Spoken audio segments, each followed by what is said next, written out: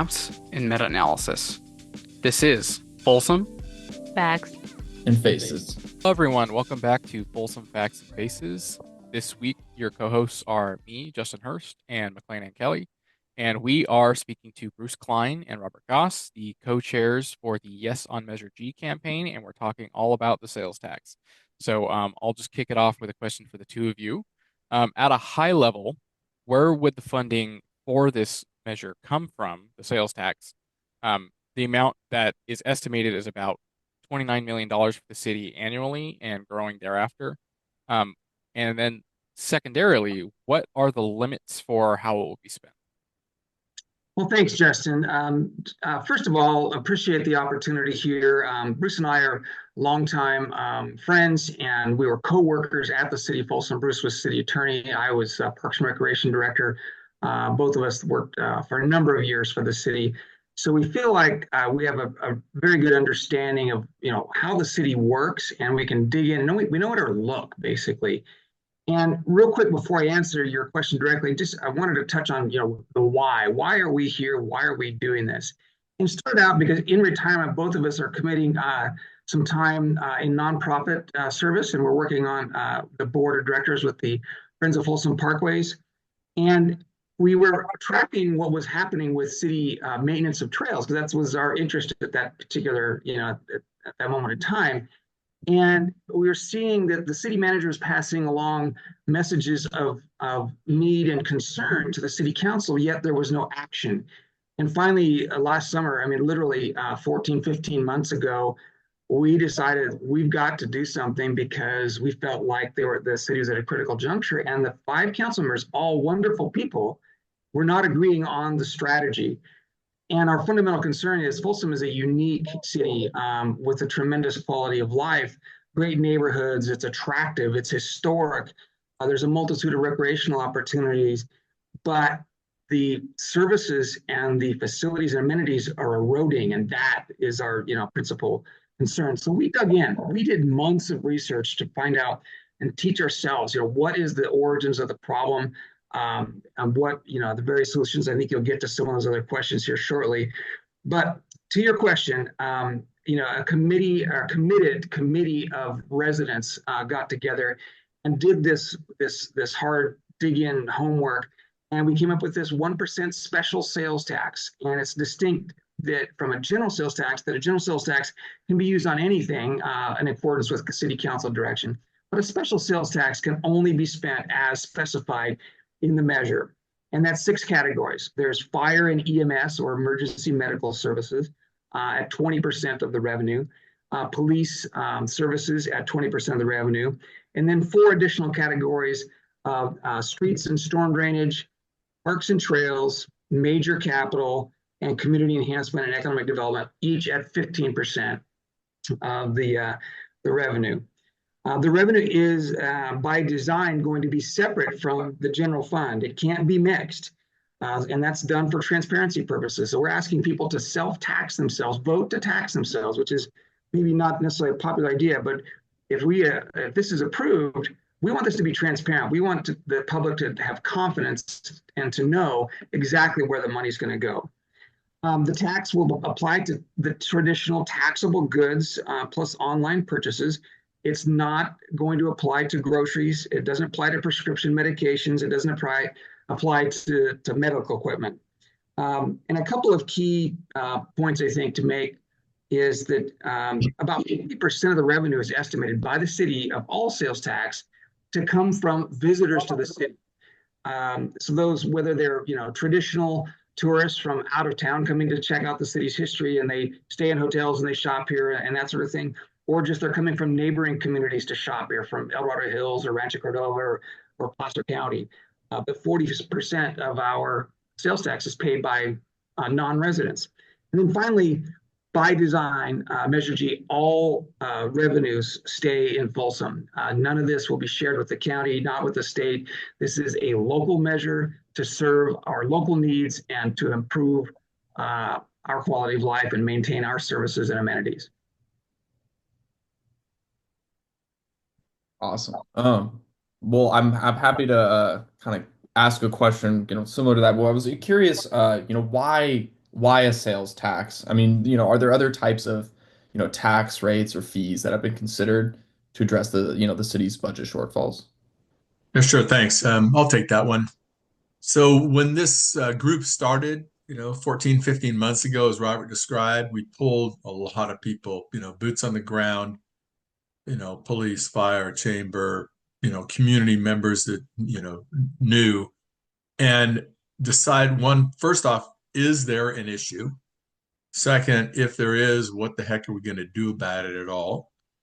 And that included a discussion of a lot of things, whether it should be, a property tax base, maybe a parcel tax, increase in the transient occupancy tax, whether we should have a stormwater fee. Folsom's the only city in the entire county that does not have a stormwater fee. One of the pieces to our measured funds stormwater.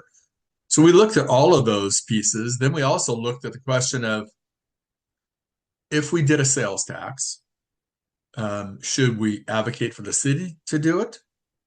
Should we do it? And if we did it, should it be a general or a special?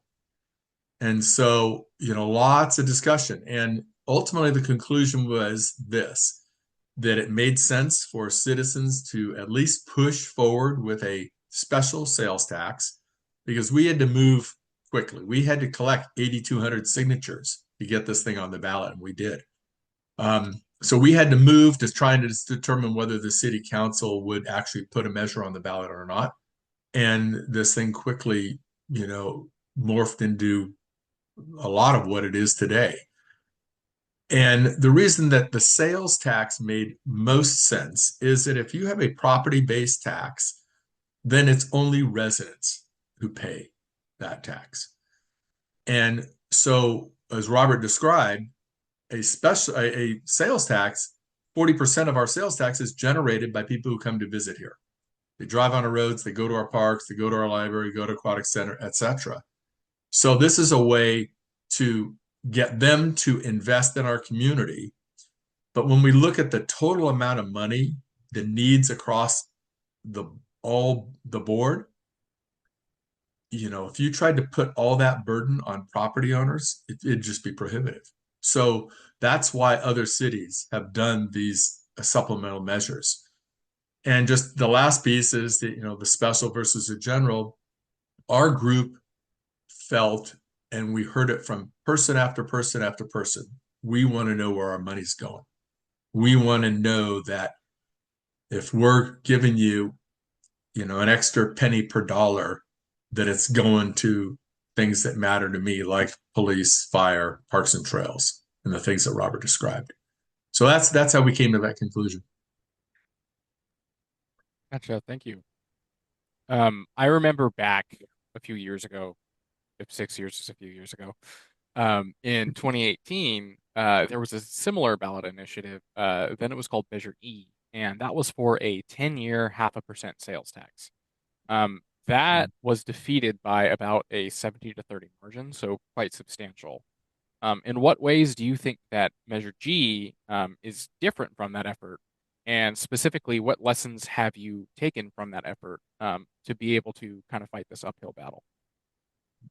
Sure. Yeah, I hate to call it an uphill battle. It is an uphill battle for sure. It is a grind, I'm telling you. But you know what? It's fun to talk to people about our town. People love Folsom. People want a safe community that doesn't have fewer police officers than we had in 2008. They want to restore the fire station or the fire crew that was cut during the recession. They want to make sure that we can build the Empire Ranch interchange. I mean, so when we talk to people, they're excited about the potential and the quality of our town. But directly to your question on 2018, very, very, very different. I did not support the measure in 2018. I felt like it was propped up at the last minute. In fact, it was very, very close to the deadline for which they could put it on the ballot. And it was opposed it was a 4-1 vote to get it on the ballot. It takes 4 votes. And then they basically propped it up and walked away. Really not a lot of public education like we have now. So in this case, we've had a year plus of opportunities to educate people on things. The city is doing some education just on the fiscal side of our town. And the other very different dynamic was you had a person running for city council, and you had a sitting city council member who wrote the ballot arguments against the measure. So not a great script, versus now. I mean, we've got, we encourage people to go to the website and look at the endorsers. This is a coalition like never before. I have never seen something like this, and I'm no big political expert by any means, but when you have, fire, police, we just got the endorsement today, by the way, the police foundation, super excited about that. Folsom Police Foundation, fire, police mid, Folsom Athletic Association, and all those teams, surf soccer, wrestling, FYBA, etc. Then you combine that with the Chamber of Commerce, typically a fiscally conservative organization. I mean, it's pretty remarkable. I mean, the coalition of folks who are galvanized together to say Folsom is a super special place and we got to preserve it. So it's a very, very different animal. This is a special. That was a general. You mentioned the 10-year deal. We made the conscious decision to not have a sunset clause in this measure, and we get asked about that a lot. Some people call it a quote forever tax. The reality is the needs are not going to end, but particularly not with respect to hiring police and fire. If we hire a police officer and a firefighter and we have a 10-year window on this thing, well, what are we going to say to them in year 6, 7, 8? Well, we're not sure that funding is going to be there. And the other cities have done these measures. They've not had a sunset. Typically, you don't do a sunset unless it's for a fixed thing, like I'm going to build a bridge or I'm going to build a parking structure. That's when you use those. Got it. Well, I think that's helpful context. So thank you, Bruce. But kind of as a follow-up to that, given that, it's still addressing the same need, even though they functionally were very different tax measures, both in the way that they were created, implemented, at least the campaigns were implemented. And I guess my follow-up question to you is, given that that need has stayed the same, if not grown over the years since this Measure E was on the ballot, to what extent were some of the same people that were raising these alarms, whether that be at the city or outside the city, they kept raising the alarms to the point where now the city council seems like they're a lot more well-versed about it. They talk about it in a lot of their meetings. A lot of the candidates know about it. I feel like there's just a lot more publicity around this one than there was Measure E. Is it, from your experience, like some of the same people that were involved back then? Is it just general awareness? Is the problem that much bigger? Any additional context there? Yeah, great question. And yeah, some of the same folks were involved. FAA was involved back then. But I think the difference is the alarm bells had not been sounded like they are now. City Manager Elaine Anderson has been putting every year in her budget message for the last 5, 6 years about this looming structural deficit. And Robert will probably mention the structural deficit a little bit later, or I can talk about it. But if this particular screen that I'm sharing right now really tells the tale about what has happened over the last 6 years, 6, 8 years. So starting in 16, 17, we started seeing a flattening of the sales tax generated, and that trend has not let up. We used to have a pretty steady 5% growth in sales tax. Then it dropped down to about 2%. This last year, sales tax will be less than the year before by about $20,000. So that is very alarming. And so I think what you've seen is, one, education about the issue, and two, the closer we got to this looming structural deficit where the lines cross and go, now you're going to have less revenue than expenses, and so you've got to reduce services. And that time has come. So I think that's what caused a lot of that issue. I think the other thing is people became much more aware of how cities have been harmed by online shopping. And we talked about that, in depth, where, we get a very, very small percentage of each penny when you buy online. And I think that people maybe still don't completely understand that, but they understand that a lot more now than they did, in 2018.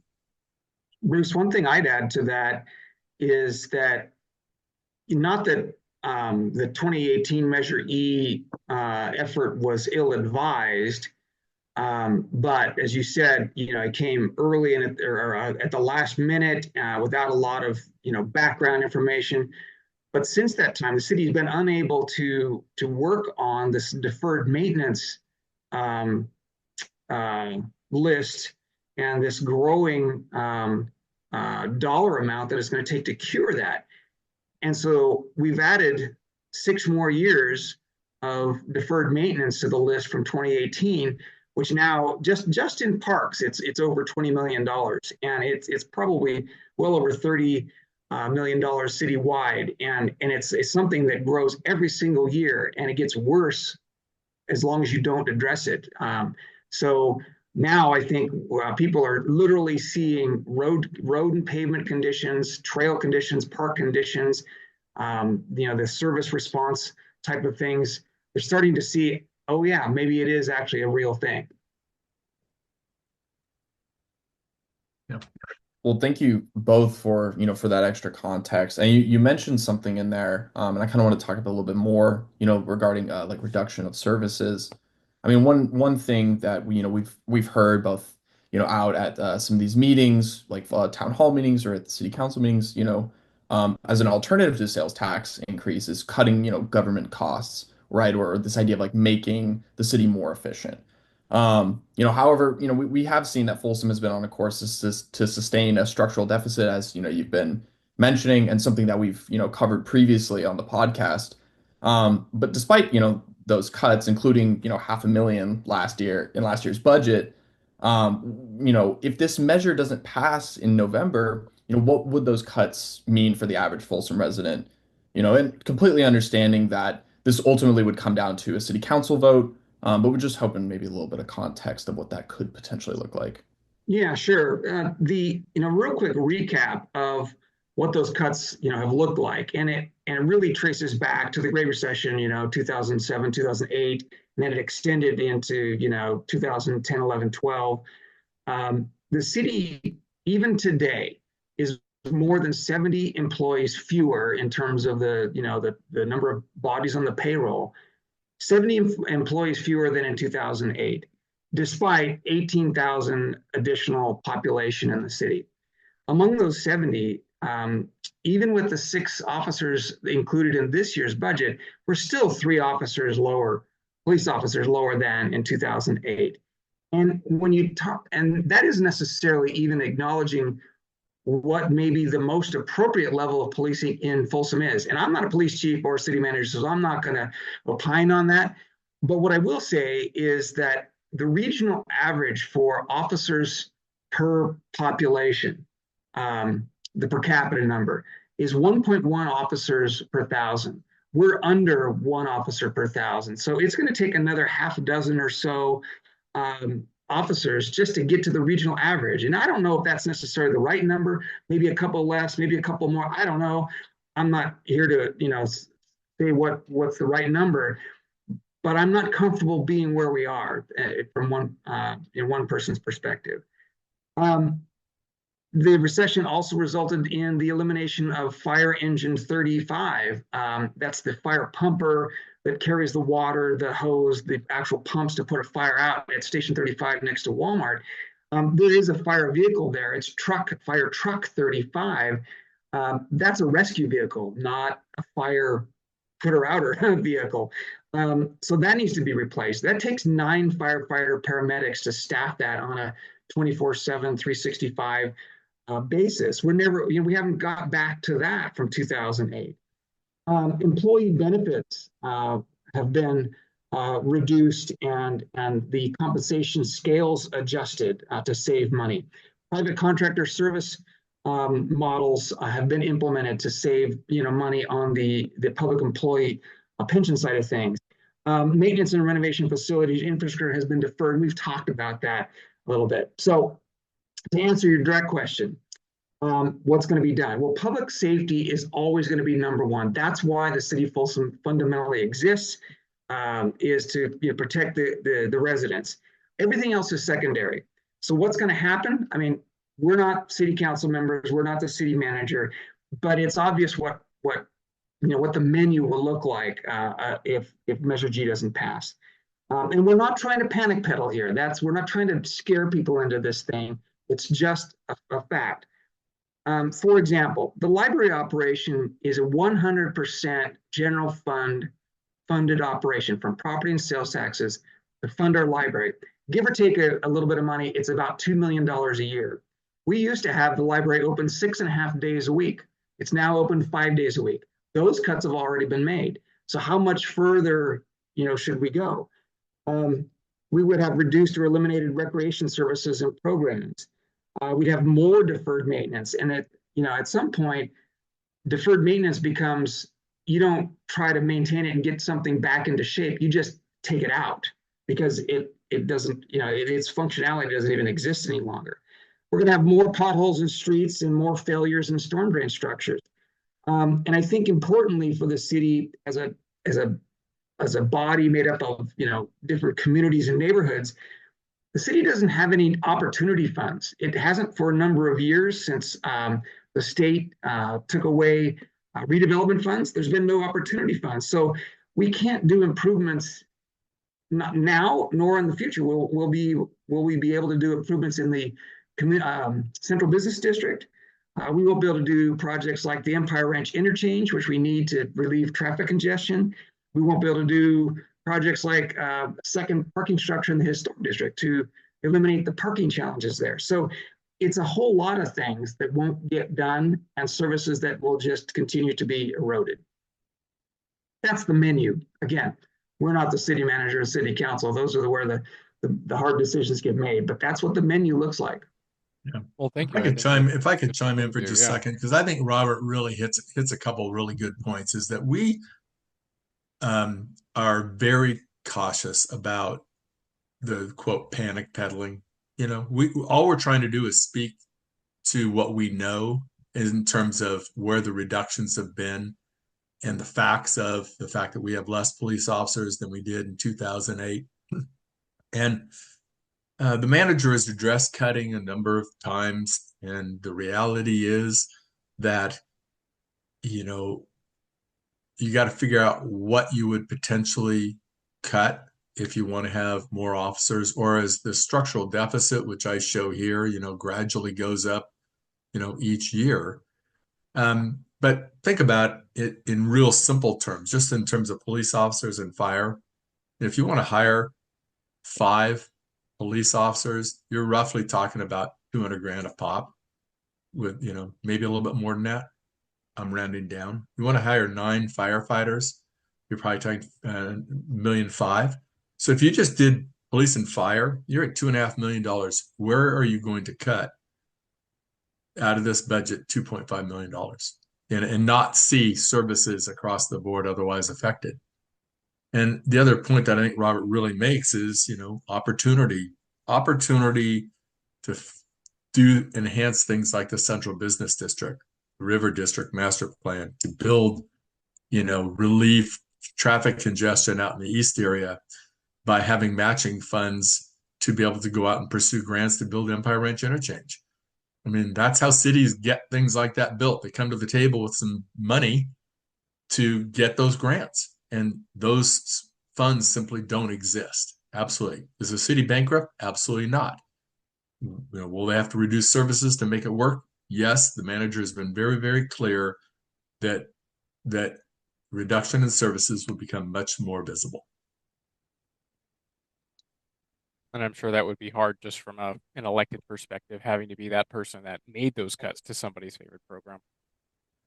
Well, it's an interesting point that you make, and I'd love to talk a little bit later about the people running for city council right now. Not talking about them as candidates, but every single one of those people running for city council supports Measure G, and why? Because they've looked at these issues. They've looked at these issues, and they know that the problems exist.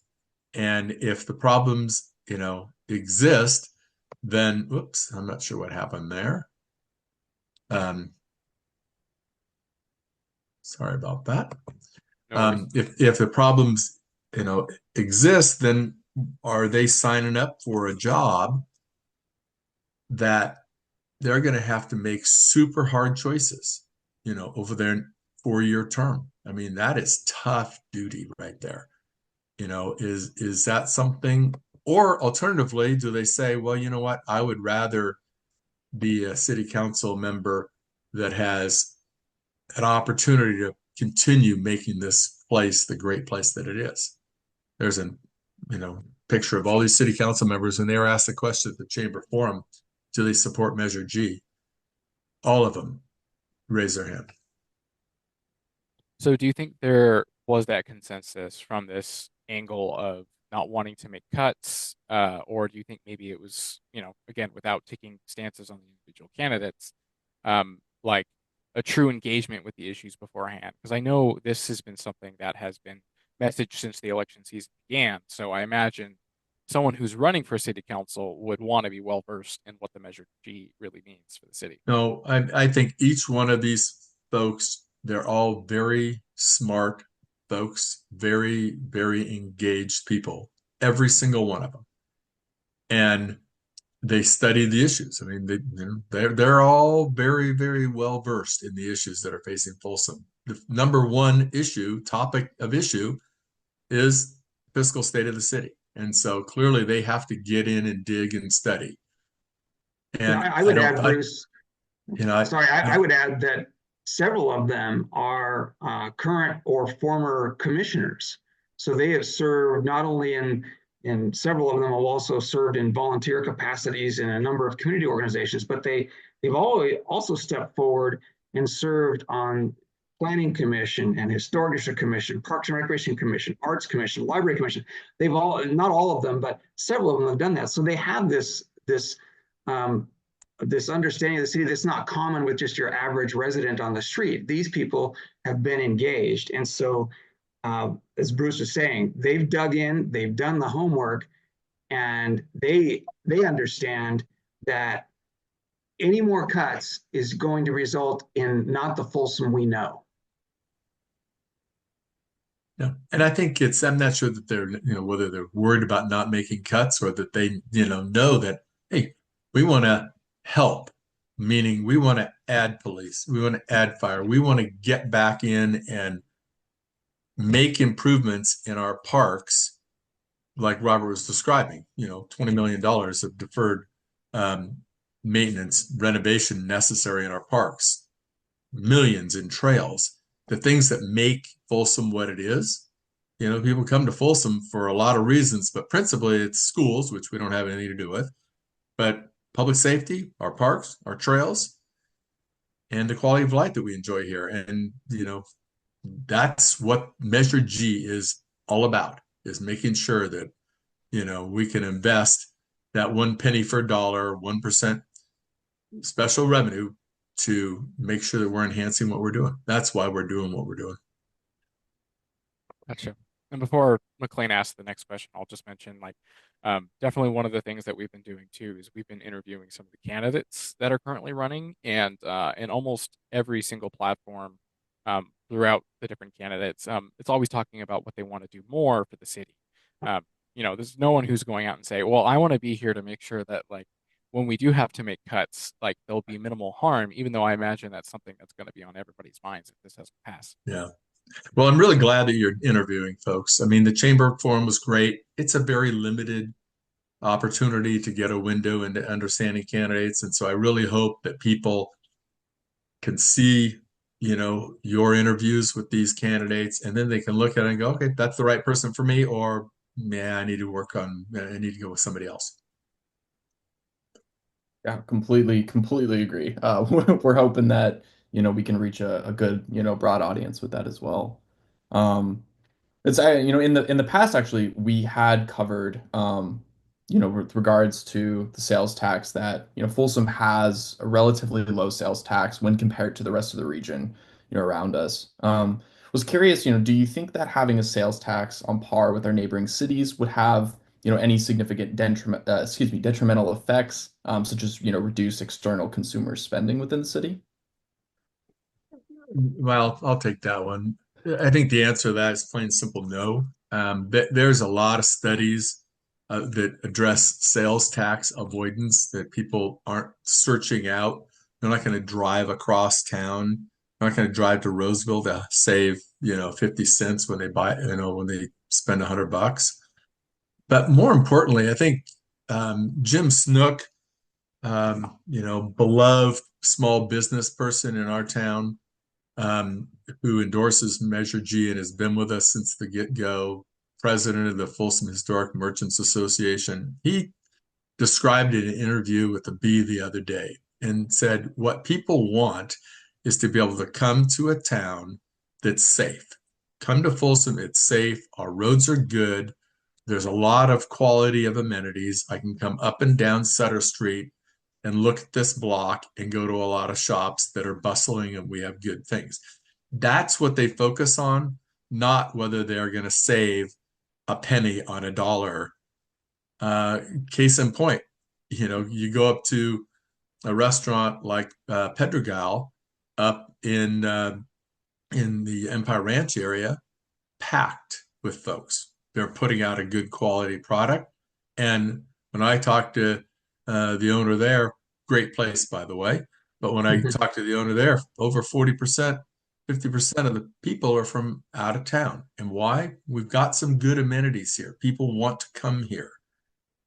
And again, to echo Robert's point earlier, and one that I made, it's like 40% of sales tax is generated by people who come and visit here, who get to share in our, invest in our community.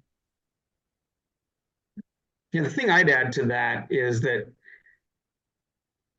if Measure G passes, it puts our sales tax, as you indicated in the question, on par with other communities. Neighboring Rancho Cordova, it'll be the same there. Elk Grove is already also at 8.75. So is the city of Sacramento.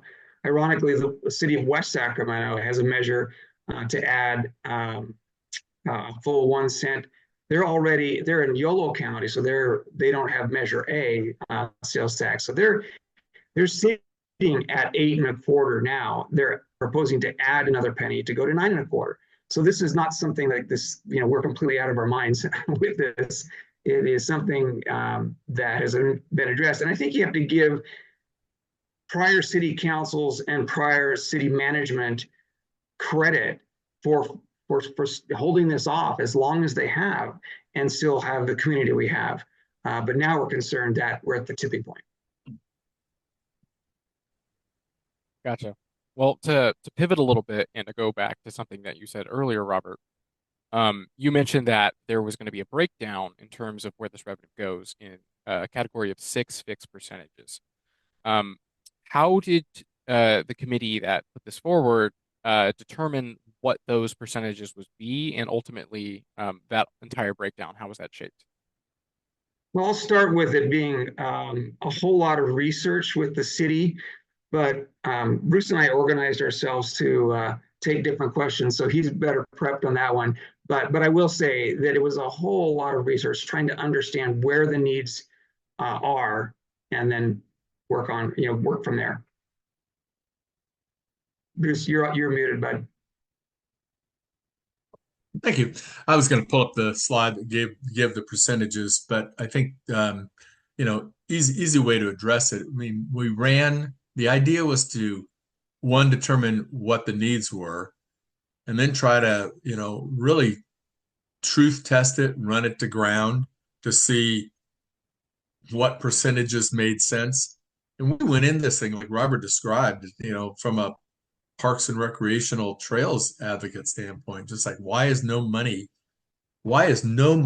going to renovation of parks and trails? And then when we started talking to boots on the ground and learning that, hey, there is no reserve for stormwater, that just comes out of, whatever funds are available. And that the hole in parks, the police hole, the fire problem, and that these departments have been making requests year after year for essential things. And I always use the term sort of unicorns and rainbows. I mean, they were not asking for unicorns and rainbows. We're talking about basic essential stuff that law enforcement and fire need. And unfortunately, turned down year after year after year. Why? Because there's not revenue. So we started working on those percentages, and then truth testing it to, all right, 20% goes to police and 20% goes to fire. That equals about $5.8 million a year. And so each, yeah. And so that's super important. And that, it's very important to recognize that if they didn't use that money in a given year, it does carry over. It doesn't get moved into some other fund. None of that money can disappear any place. It can only be used for police, fire, and those other categories. And so, we wanted to make sure that also they were protected. Those departments were protected. I guess I call it the teeter-totter game. And people who ask us, one of the questions that they ask us a lot is, well, I know what they're going to do.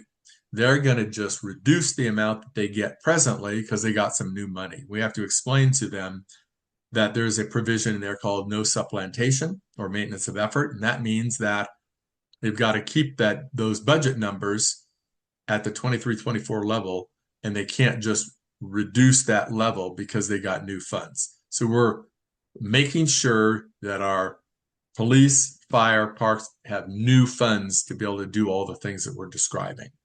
A lot they can do with 1 penny on a dollar or 1%.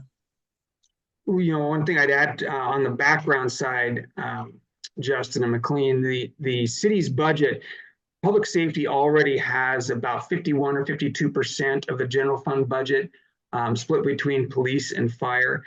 And then everything else shares that, 48, 49% of the general fund to provide, our important services. So when we sat down with the police chief and the fire chief, and we looked at those lists of requests, it's like they can, with the 20% number from Measure G, they can really patch virtually, not all, but virtually all of the needed holes in their operations for staffing, for equipment, for technology, for training, all the things that are going to, make their services, get them back on par. So by keeping that at 20% for police and fire, it left, more for those other components of important infrastructure maintenance and those opportunity funds that we talked about earlier. Again, creating some capacity for working on the central business district or some of these major capital projects. And then doing some economic development. I mean, we want this city to be known. It is somewhat, but I think we're taking a second place to places like Roseville for the number of high quality jobs in the city. And so we want to that's the point of that section of the pie of economic development and community enhancement, is that we want to build the property tax base, we want to build the sales tax base, and we want to bring, lots and lots of high quality jobs for the residents that live here. Awesome. Well, thank you both, for the context on that. Kind of to continue to talk about like features of the measure itself. One of them is that there would be a citizens oversight committee created, right, to advise the city council on the stewardship of this tax increase. For our viewers, right, this will be a committee of 9 members, 2 at large, and then 7, specified or appointed, that will offer expenditure recommendations and reports to the city council. The members' terms, qualifications, duties, and scope of the committee shall be established by, resolution of the city council, offering some amount of leeway for the city council to direct its mission. Could you talk a little bit more about the role of the Citizens Oversight Committee in the vein of shared governance? Certainly, and I think there's two prongs there. It's the shared governance, meaning getting others involved, the other stakeholders, and that's why there's 9 members, because Measure G is a special tax. It has 6 expenditure categories.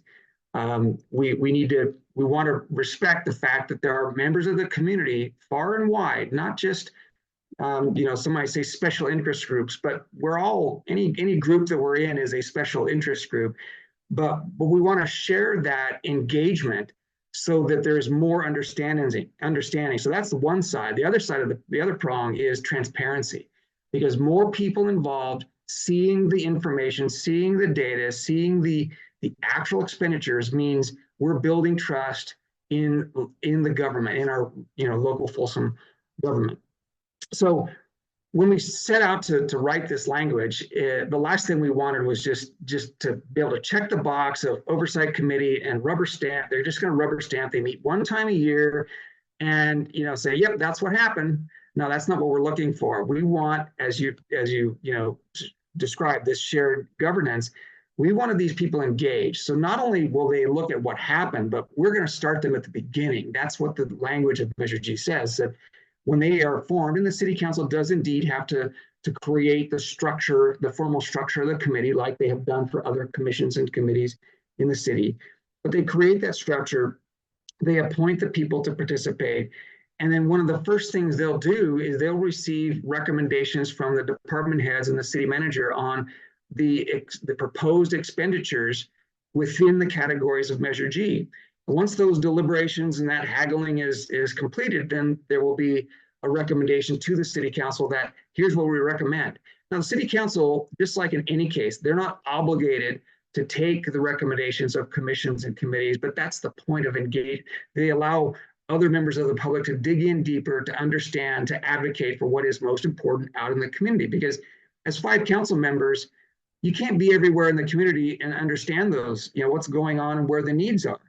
So I think that is one of the best things about the oversight committee is that they'll get in early and they'll see what happened late at the end. So at the end of the year, with the expenditures, they'll get reports on project updates. They'll see the audit, because this Measure G funds will be audited just like the city is already audited every single year. People, as Bruce said, we answer a lot of questions on this topic, and people say, well, maybe there should be some audits done. Well, they're done every single year. And the city of Folsom, for at least 18 years, that's just kind of as far back as anybody remembers, for at least 18 years has had a clear report on its audits, meaning there is no material mismanagement, misspending, misappropriation, or anything. I mean, there might be some little details here and there, and those are always written up and those are always addressed by the CFO and the city manager. But there is no material mismanagement or anything. We get clear audits every year. It's important. All the dollars that the city uses are dollars in public trust. The tax dollars, the assessment dollars, the impact fees, all that stuff. It's vital. It's important to spend it wisely. So with that, we want to be able to say down the road a couple of years that we'll be able to see, you've seen the signs on the highways or whatever, your tax dollars to work. And that's what we want to see, is we want the public to see, if Measure G is approved, we want them to see their tax dollars working for them, because they're the ones paying them, and they're the ones that live here. Yeah, I would just add one other thing. I mean, trying to understand budgets, trying to figure it out, it always comes super fast in a big, thick document. And the idea of being out in front of this thing and getting some recommendations, some subject matter experts like police and fire and the sports groups about really what the needs are and where you ought to be putting your dollars adds a level of transparency that has never existed before. We're not at all trying to tie the hands of the city council. They make the decision. Everybody knows that. But they aren't, they're 5 people. They're not experts in all these things, but these other folks within the community are subject matter experts, and that's what we're trying to accomplish. One thing that we've talked about several times throughout the course of this interview has been this component of economic development. And to that end, one of your notable endorsements has been from the Folsom Chamber of Commerce. Folsom doesn't really have, as you mentioned, a portion of the budget that's really dedicated to economic development. And in some ways, the Chamber of Commerce feels like it's been filling that role, supporting local businesses, attracting new ones to the city, helping them start up, getting them recognition. But in your view, how would having a dedicated portion of the city budget for economic development actually help with the local economy in a way that is different from what the chamber is currently? Sure, I'll be happy to take that. So yes, you're right. Chamber board unanimously endorsed this measure, representing essentially 4,000 small businesses out there. Look on their calendar every week. They're doing ribbon cuttings for small businesses. TEDCOR recently endorsed the measure.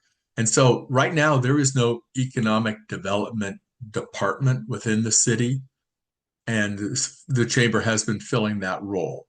Done a good job for sure. Other cities have dedicated economic development people, and I don't think the economic development area of the measure is designed to say, let's hire bodies to do economic development, because economic development comes from a lot of different ways. I'll just use a couple little obscure ones. Surf Soccer, who are big supporters of this measure, represent 4,000 families that play soccer in our town. You cannot play a tournament on a grass field in Folsom anymore. Used to be, when my kids were playing soccer, common. You cannot play because of safety concerns associated with the grass. They do some on the surf fields, sure, but they have to turn away lots of teams. What does that mean for economic development? That means that you can get those fields renovated, you bring those teams in. What do those teams do? They go shop at small businesses, they go to the outlets, they go to the Palladio, they go to other stores, and they buy things in between games. Hopefully there's some heads in beds. In other words, they're staying at hotels if it's a weekend tournament. That brings revenue. So the other things that bring revenue are having good roads and not traffic congestion. If you're driving down 50 and you're saying, oh my gosh, look at the traffic on Bidwell, or I'm coming from the central business district and I'm having to contend with traffic, maybe I might go someplace else. But the other component of the economic development piece is what's called, quote, special projects. And there's a very specific definition of special projects. Again, not some unicorn or rainbow. It's got to have gone through the master plan process where it's vetted through the public, and they make a decision that, yeah, that is something we want to pursue. There's a couple important master plan projects happening now, but you might liken it to the Sutter Street revitalization, which was done with redevelopment dollars. Those dollars are gone when that program was eliminated by the state. So Central Business District, which basically runs from Target down to Sutter Middle School, it's 50s, 60s, some strip malls, a little bit tired. I mean, it could really use a facelift, and how it could benefit those businesses if it became a little bit more walkable. There were some public spaces. There was, it's very tough to ride a bicycle in through there. And I think just like the shops that Jim Snook has described have flourished on Sutter Street, that same thing could happen in the Central Business District. River District could be built, and I would say built, I don't mean by building shops and commercial things, but public spaces that draw people in here. They're going to various components of the River District project, but also on Sutter Street and other spots. So it's a lot. There's a lot of tentacles when you say economic development. Economic development means a lot of things, but what it does mean is it helps drive revenue to our community and gives opportunities to have new jobs in our community. But what it does for us is we say this should be a one and done deal. 1% special sales tax with these components, that should solve our city's fiscal issues. And I know that our city can work to that using those dollars, to leverage them and make things better, improve and the quality of life here, and drive additional dollars. One thing, Bruce, I would add is that I'm not sure the average person knows necessarily what economic development means in terms of the city and city operations. When a company wants to or is considering moving to a city, it's a big deal to move employees and set up a new operation, whether they're occupying existing building or building something new from scratch. There are so many questions that need to be answered, and the city really is the holder of the answers of all those questions for land use, for traffic counts, for infrastructure connections, for landscape and trees and oak trees and preservation.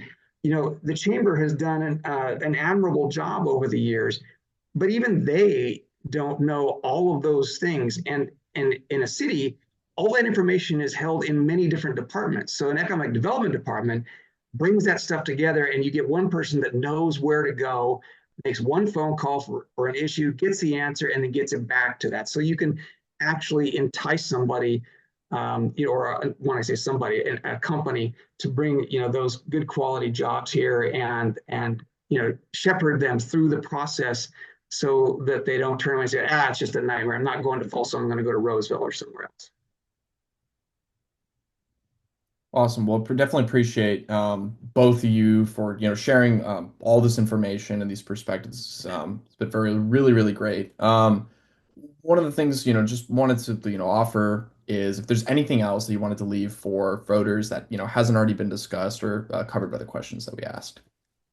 Yeah. Well, thanks for that. I think Bruce has a closer, but I wanted to mention and emphasize how broad this coalition is. You mentioned, we just talked about the Chamber of Commerce endorsing, which was huge on a sales tax measure. Youth sports, Bruce talked about that earlier. The Folsom Athletic Association, I think they represent something like 18 to 20 different youth sports organizations. They have come on board. The Folsom Police Foundation, as Bruce said earlier, came on today, which was huge. They understand the importance of keeping our community safe and what that means to all of the other things that go on in a city, whether it's recreating or conducting business. We've got numerous labor groups supporting the Measure G because of the problems that they're having with recruitment and retention of good employees. And then beyond that, then there's a whole nother 10 plus community organizations, smaller organizations that have signed on saying, this is the right thing for this city now. And then finally, we've got the endorsement of the Sacramento Bee editorial board, which, how they have, over the years, they dig in deep to find out, what's really going on. They dug in and said, yep, it's time. Folsom has to do this. So finally, it's a modest cost of all, households in the city. We're not the kind of people that just want to tax people just to do something, but we do want to preserve our city. It's a unique city. We want it safe, and we want to preserve and enjoy the quality of life that Folsom is known for. Bruce? Yep, I think I'm on. So I would add just two pieces. We get a lot of I don't want to even hear the T word. I don't want to hear anything that says tax. But in our view, the answer is simply not just, the answer is not just no. That's too simplistic. And we've talked about cuts and why that's not realistic. We all move to Folsom or live in Folsom for a very, very good reason. And that's the quality of life. And we got to preserve that quality of life. And so for us, the answer, is not just no. We decided to volunteer to do this. Everybody on our team, our volunteer members who are just out there talking to folks all the time. And like Robert said, this coalition has been big and built and built and built. But we're really, really proud of the accountability. And at the end of the day, what does this thing cost me? I mean, that's a lot of it's like, how much is this going to cost? Because they hear a tax, and you think, oh my gosh, what's the state going to do to me? Well, we only get a penny per dollar right now on a sales tax. State gets the rest. And But what this measure will cost a person is if you spend $15,000 on taxable goods in Folsom, and it costs you $150 a year for that family. 1% of 15,000, 1% of whatever you spend. If you are a lower spender, a young person, lower socioeconomic, you only spend 5,000. Well, that costs you $50 a year. What we guarantee, what's then going to be come from that is public safety, our parks, our trails, making sure our amenities stay open and vibrant. So there's questions that your viewers may think of later on. Go to our website, yesonfolsom.g.org. Easy to find. Google it, you can find it. And there's a lot of information on that website. And if you say, hey, I got this question for Cline or Goss, I want to ask them directly, send us an email. We get those all the time. Either we respond or one of the team members will respond, because we can't cover everything here. Somebody that may have their own nuance. So all I can do is say thanks a lot for both of you folks to do what you do in our town to educate people on things that are important in Folsom. And certainly nothing could be more important this year than Measure G. So thank you. Thank you both. Thank you both. Yeah, thank you guys. We'll be sure to link your website in the description of our video. We'll post it, so hopefully it'll be pretty easy. People could just click on it. Yep. All right. Great. Well, see you all next time.